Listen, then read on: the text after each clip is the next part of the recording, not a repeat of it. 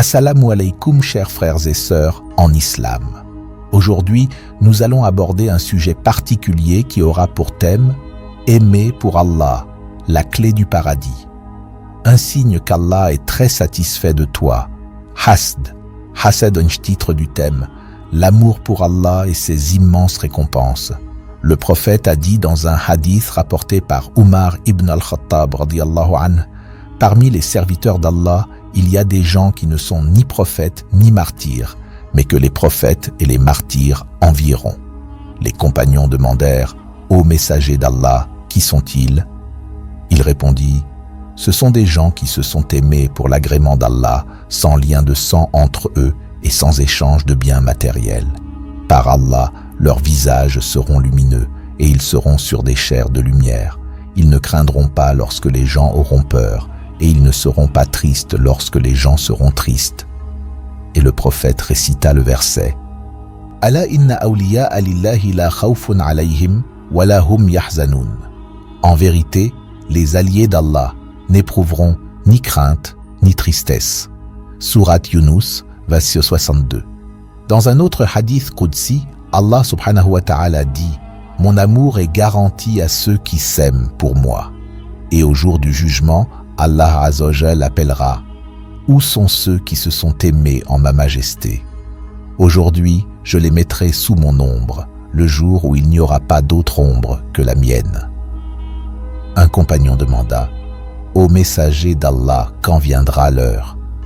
Le prophète répondit « Tu seras avec ceux que tu aimes. » Anas ibn Malik radiyallahu anhu dit « Nous n'avons jamais été plus heureux après notre entrée en islam qu'en entendant cette parole du prophète « Tu seras avec ceux que tu aimes ». Aimer pour Allah, c'est se réjouir sincèrement des bienfaits accordés à son frère ou à sa sœur en islam, comme si c'était pour soi-même. S'il a un enfant, tu es heureux comme si c'était le tien. S'il obtient une promotion, tu ressens la même joie que lui.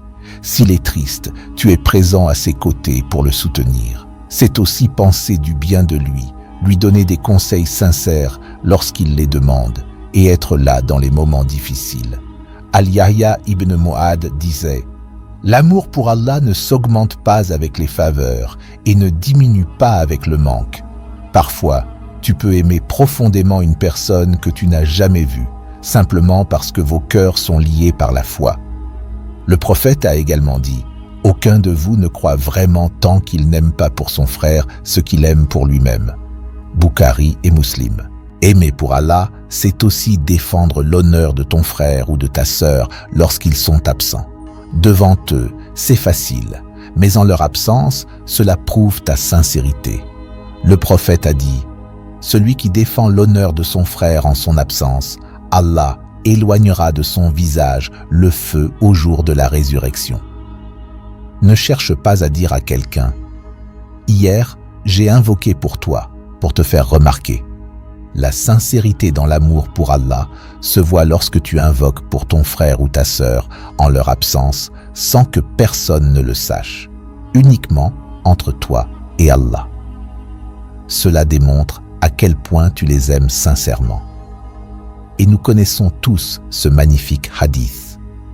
Lorsqu'un musulman invoque pour son frère en son absence, un ange dit « Amin et pour toi de même ».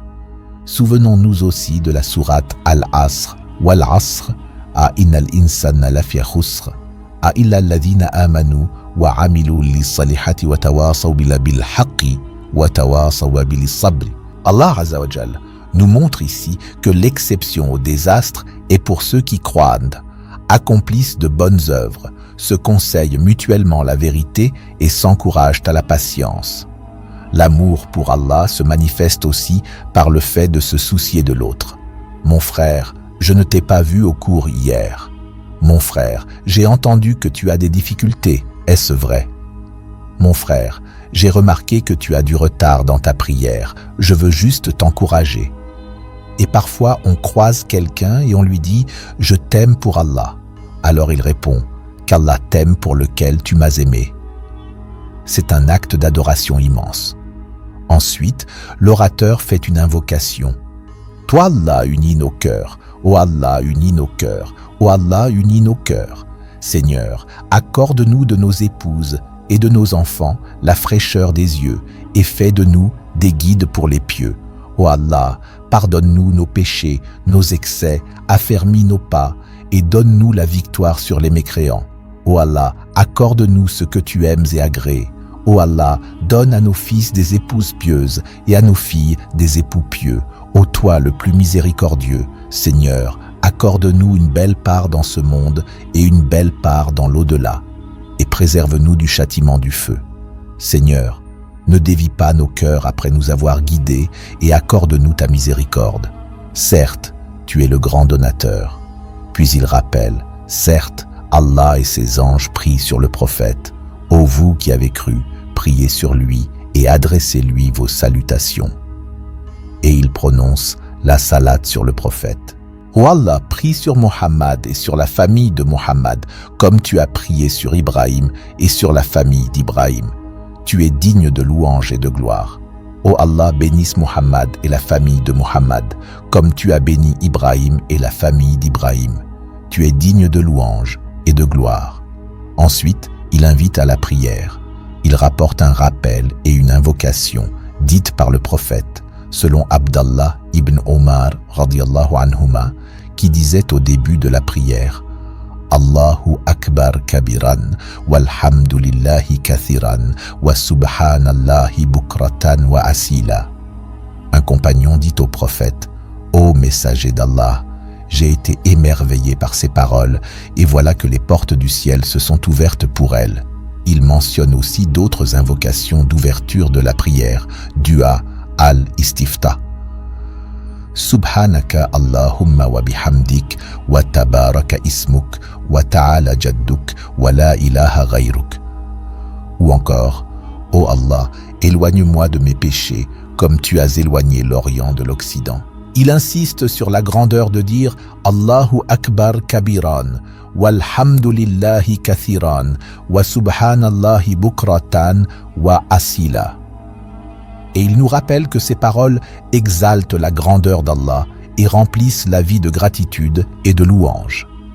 Enfin, il donne un exemple. Si quelqu'un te proposait 1 million en échange de tes yeux, tu refuserais immédiatement, car sans tes yeux, comment voir ta famille, tes enfants, comment travailler? Pourtant, beaucoup se plaignent malgré les immenses bénédictions qu'Allah leur a données. Il termine en soulignant l'importance du dhikr. Ya ayyuha ladhina amanu, dhkuru lillaha dhikran kathiran, awasabbihuhu bukratan wa asila. Surat Al-Ahzab, Versat 41-42. Ô vous qui croyez, invoquez Allah abondamment et glorifiez-le matin et soir. Qu'Allah nous guide sur le droit chemin. Ô Allah, donne-nous heureux et honorables ici-bas, dans la tombe et dans l'au-delà. Amin. N'hésitez pas à vous abonner à la chaîne, à commenter et à liker